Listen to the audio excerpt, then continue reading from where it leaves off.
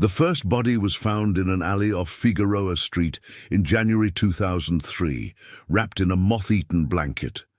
She was young, black, and bore no identification. To the overburdened LAPD, she was another Jane Doe in a city teeming with them. But when a second woman surfaced 6 months later, her hands bound with electrical tape, a pattern emerged. Both had been strangled, their bodies posed almost respectfully, as if the killer sought to apologize for the violence. By 2005, 3 more victims had been discovered. All women entangled in addiction or survival sex work, all left in desolate corners of South LA. The media dubbed them the Vanished, but headlines faded quickly. Resources were scarce. The victims' families, some fractured by cycles of poverty and trauma, struggled to demand answers. As the lead detective, I spent nights poring over autopsy photos, tracing the faintest overlaps. A unique knot in the binding cords, flecks of industrial-grade oil on their clothing. The killer wasn't reckless, but he wasn't invisible. He left whispers. The case fractured in 2007 when a survivor staggered into a gas station, her throat bruised but intact. She described a man who'd offered her a ride in a rust-specked sedan, his voice calm like a teacher. He'd parked near a mechanic's garage, she said, before lunging. Her escape left us with a partial license plate and a DNA sample, our first tangible clue. Yet the trail went cold again. The killer vanished for 3 years, as if sensing the net closing. Profilers from the Behavioral Analysis Unit dissected the minutiae, the precise knots, the lack of sexual assault, the way he scrubbed his victim's skin with bleach post-mortem. This wasn't rage, it was ritual. The killer sought control, likely compensating for a life of perceived powerlessness. He blended in. A working-class job, maybe automotive repair, given the oil residue. He knew these streets intimately, avoiding cameras and witnesses not by luck, but by design. The absence of overt sadism puzzled us.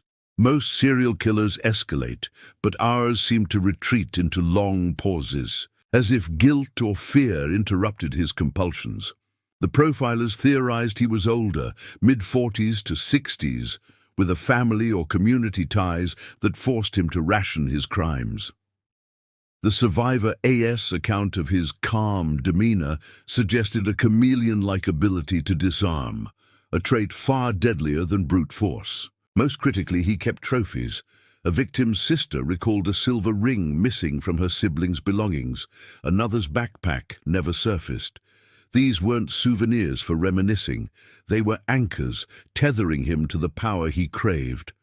The breakthrough came from a 1998 cold case. A rookie evidence clerk, reviewing old files, noticed a DNA match between the 2007 survivor's attack and an unsolved assault from Watts.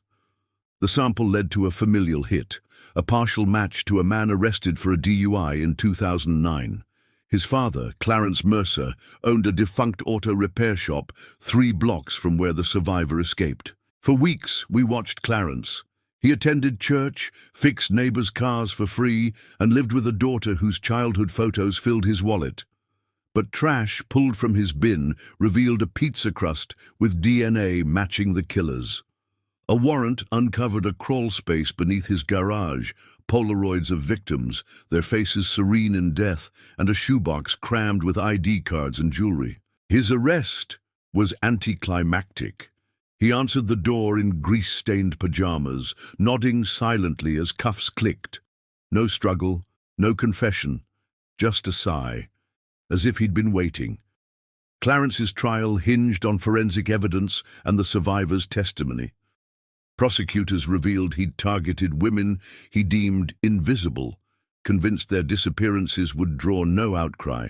He was wrong. Families packed the courtroom, holding photos of their loved ones aloft like shields.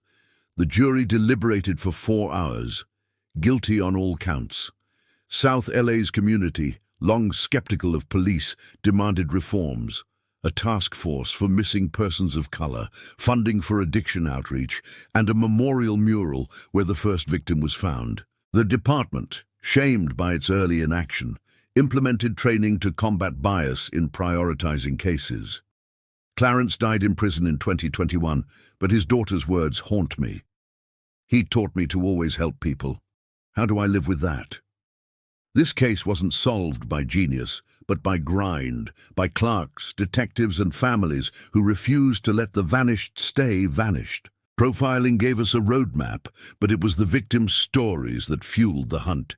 Serial killers thrive in silence, in the margins where light doesn't reach. Our job isn't just to chase monsters, it's to shine light where others won't. Clarence's legacy isn't his crimes. It's the proof that even the quietest streets remember. Every alley, every nameless face carries a voice. We just have to listen.